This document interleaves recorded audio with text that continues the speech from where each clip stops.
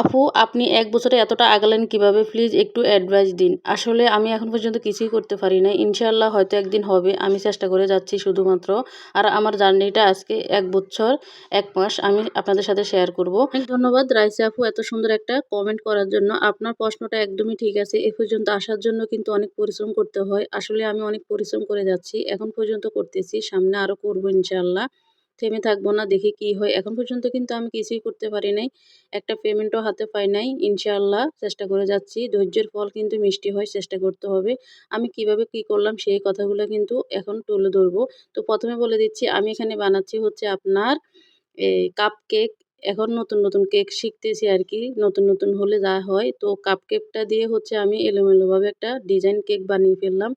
পরে লাস্টে দেখলাম কি মাশাআল্লাহ দিলে আমার কেকটা তো অনেক সুন্দরই হয়েছে। কারণ নতুন হিসাবে কিন্তু নিজের প্রশংসাগুলা নিজেই করতেছি আরকি। আপনারা একটু বলে যাবেন আসলে কেকটা কেমন হয়েছে। তো আমি হচ্ছে আপনার সুগার সিরাপের মধ্যে কেকগুলাকে একটু ডুবিয়ে দিলাম।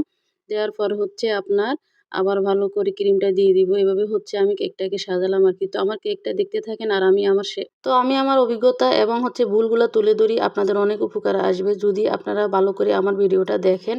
আমি ১ম হচ্ছে ভুল করেছি সেটা হচ্ছে আমি অনেক ভিডিও একসাথে ডিলিট করে দিয়েছিলাম একটা ভুলের কারণে।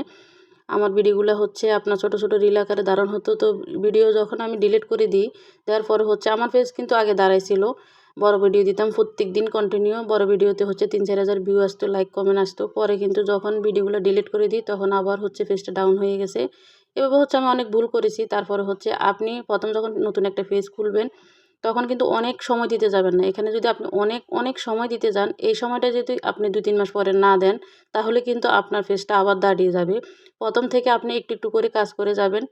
আর আস্তে কাজ মানে ১ মাস, ২ মাস, ৩ মাস পরে হচ্ছে আপনার কাজের গতি বাড়াবেন। কাজের গতি বাড়াবেন বলতে হচ্ছে আপনি একটা রেগুলারিটি মেইনটেইন করে ভিডিও আপলোড করবেন।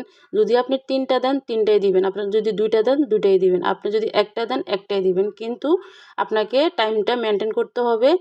আর হচ্ছে টাইম আপনি কয়টা থেকে কয়টা পর্যন্ত অ্যাক্টিভ থাকেন, অ্যাক্টিভিটিটা আপনার আস্তে বাড়াতে হবে। আপনার যদি ভিডিও ১ম থেকে আপনি ৪-৫ টা দেন, পরে যদি আপনি আবার ২ টা দেন, এভাবে কিন্তু করলে হবে না। আপনাকে একটা সঠিক নিয়মে গাইডলাইন মেনে কাজগুলা করতে হবে। এখানে সবকিছুর আগে হচ্ছে গাইডলাইন, আপনাকে গাইডলাইন মেনে আসতে হবে। আরেকটা ভুলের কথা বলব সেটা হচ্ছে আমি যখন ভিডিও ডিলিট করে দিই, দেওয়ার পরে যখন আমার পেজটা ডাউন হয়ে গেছে, তখন কিন্তু আমি ভিডিও দেওয়া বন্ধ করিনি। একদম কন্টিনিউ চালিয়ে গেছি। আপনি যখন একটা ভুল করবেন, ভুল থেকে হচ্ছে আপনি শিখবেন। আর এই শিক্ষাটা হবে আপনার আসল শিক্ষা। আমি এখানে অনেক ভুল করেছি। অনেক ভুল করার পরে এ পর্যন্ত এসেছি। আমি কখনো ভিডিও আপলোড দেওয়া বন্ধ করিনি। তো সবাই ভালো থাকবেন। আসসালামু আলাইকুম। আল্লাহ হাফেজ। ভিডিওটা ভালো লাগলে লাইক, কমেন্ট, শেয়ার করে দিবেন।